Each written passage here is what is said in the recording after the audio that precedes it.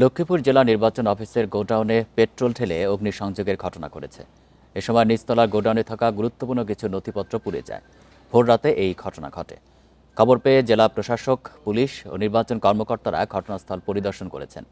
জেলা নির্বাচন অফিসার মোহাম্মদ আব্দুর রশিদ জানান, রাত 3:30টার দিকে নির্বাচন অফিসের নিচতলার জানালার কাঁচ ভেঙে গোডাউনে ঢুকে পেট্রোল ঢেলে আগুন দেয় এক ব্যক্তি। তবে ঘটনা টের পেয়ে নিরাপত্তারক্ষী চিৎকার দিলে পালিয়ে যায় দুর্বৃত্ত। তবে ফায়ার সার্ভিস ঘটনাস্থলে পৌঁছার আগেই আগুন নিয়ন্ত্রণে আনে নিরাপত্তারক্ষী ও নির্বাচন অফিসের কর্মীরা। এর মধ্যে অফিসের কিছু নথিপত্র পুড়ে যায়। অভিযুক্ত ব্যক্তিকে গ্রেপ্তারে অভিযান চলছে বলে জানিয়েছে পুলিশ। রাত 3:55 থেকে 4টার মধ্যে আমাদের নিচতলার গোডাউনে পেট্রোল ঢেলে আগুন দেয়। সাথে সাথে আমাদের নাইট গার্ড এবং একজন কর্মচারী ছিলেন, তিনিও টের পাওয়ার পর তারা নিজেরাই বালতিতে করে পানি নিয়ে সেই আগুন নিভিয়ে ফেলেন। আরও জানাতে লক্ষ্মীপুর থেকে যুক্ত হচ্ছেন সহকর্মী আব্বাস হোসেন। আব্বাস, এই আগুন দেওয়ার ঘটনায় কি পরিমাণ ক্ষয়ক্ষতি হয়েছে, আর আসামিকে ধরতে পুলিশের পক্ষ থেকে কি ব্যবস্থা নেওয়া হয়েছে?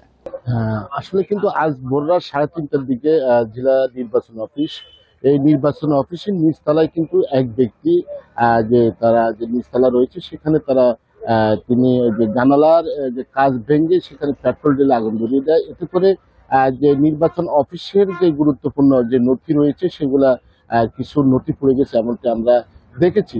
এই খবর পেয়ে কিন্তু ফায়ার সার্ভিস বা জেলা প্রশাসন, পুলিশ, নির্বাচন অফিসের যিনি কর্মকর্তারা রয়েছেন তারা কিন্তু ইতিমধ্যে তারা ঘটনাস্থলে এসেছেন এবং এটি পরিদর্শনও করেছেন। তবে জেলা রিটার্নিং অফিসার এবং জেলা প্রশাসক যিনি রয়েছেন যে এস.এম. মেহেদী হাসান, তিনি এই বিষয়টি নিশ্চিত করেছেন। তিনি যেটি বলেছেন যে নির্বাচন তফসিল ঘোষণার পরে এই ধরনের একটি যে ঘটনা ঘটেছে এটি আসলে উদ্বেগজনক এবং যেই ঘটনার সাথে জড়িত তাকে খুঁজে বের করা হবে এবং তাকে শাস্তি যে পেতে হবে এমনটি তিনি জানিয়েছেন। এর বাইরেও কিন্তু আমরা এখানে যে অতিরিক্ত পুলিশ সুপার যে রয়েছেন রেজাউল হক, তার সাথে আমার কথা হয়েছে। তিনি যেটি জানিয়েছেন ইতিমধ্যে তারা তথ্যপত্র সংগ্রহ করেছেন যে যুবক এই যে পেট্রোল ঢেলে আগুন দিয়েছে তাকে ধরার জন্য তারা বিভিন্ন ধরনের পদ্ধতি ব্যবহার করছেন এবং দ্রুত সময়ের মধ্যে তাকে গ্রেপ্তার করা হবে এমনটি জানিয়েছেন। তবে আমরা এখন পর্যন্ত যেটা জানি, জেলা নির্বাচন অফিসের পক্ষ থেকে যেটি জানানো হয়েছে তারা যে মামলার যে প্রস্তুতি সেটি তারা নিচ্ছেন, তবে মামলা এখন পর্যন্ত হয়নি।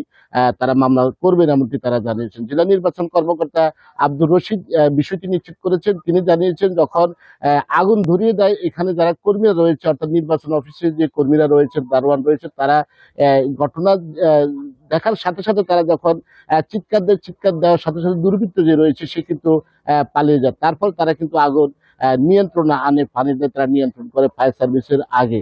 তবে এখানে সাধারণ এলাকাবাসী যেটি জানিয়েছেন যে তফসিল ঘোষণা হয়েছে 2 দিন আগে, এই নির্বাচন অফিসে যে আগুনের ঘটনা ঘটেছে এটি কোনোভাবেই ছোট করে দেখার কোনো অবকাশ নেই, যেহেতু সামনে নির্বাচন। এই নির্বাচনকে প্রশ্নবিদ্ধ করতে, নির্বাচনকে বিভিন্ন ধরনের প্রতিহত করার জন্য কিন্তু ধরেন যে বিভিন্ন ধরনের ব্যবস্থা নেওয়ার দাবি জানিয়েছেন এখানকার যারা যে স্থানীয় এলাকাবাসী রয়েছে, তারা দ্রুত এই যে জড়িতকে গ্রেপ্তারের দাবিও জানিয়েছেন।